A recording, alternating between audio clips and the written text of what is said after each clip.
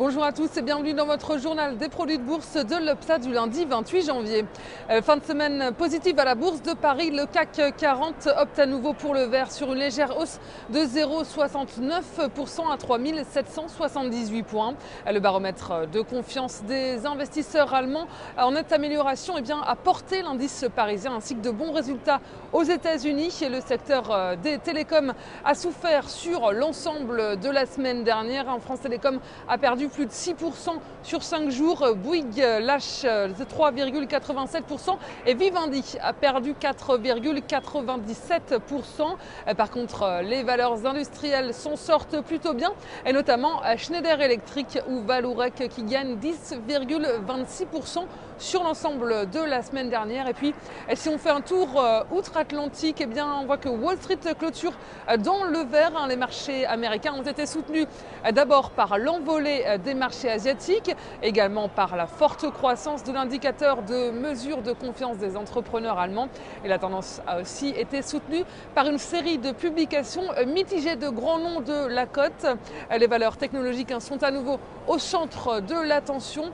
Microsoft déçoit les investisseurs. Le titre perdait 2% après la publication de ses résultats hier soir. Et résultats en dessous des attentes également pour l'opérateur américain AT&T. Et puis la chaîne de café Starbucks a en revanche publié un bénéfice trimestriel en hausse de 11%.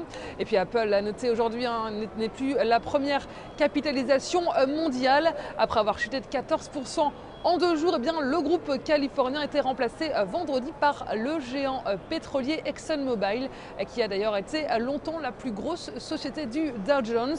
Les marchés américains ont été freinés tout de même par les ventes de logements neufs en recul de 7,3% sur le mois de décembre aux États-Unis. Le secteur de l'immobilier, qui est à l'origine de la crise des subprimes en 2007, est toujours scruté par les investisseurs, mais cette mauvaise performance ne remet pas en question la reprise notoire du marché de l'immobilier américain. Si on fait un tour maintenant du côté des devises, l'euro a atteint un plus haut de 11 mois aujourd'hui, soutenu par des indicateurs rassurants des deux côtés de l'Atlantique. Et la devise européenne s'échange à 1,3461 $. Et puis du côté des matières premières, les cours du pétrole restent soutenus également par les bons chiffres aux États-Unis et également en Chine.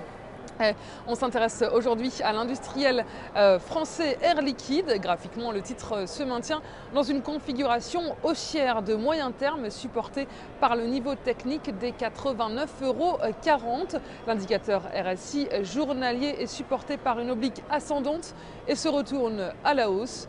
Tant que le support est à 59,40 €, le biais est haussier vers 97,20 € et 99 €.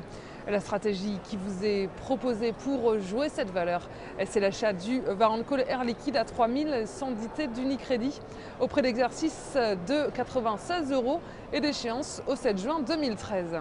Voilà, c'est tout pour aujourd'hui. Passez une très bonne journée. On se retrouve demain.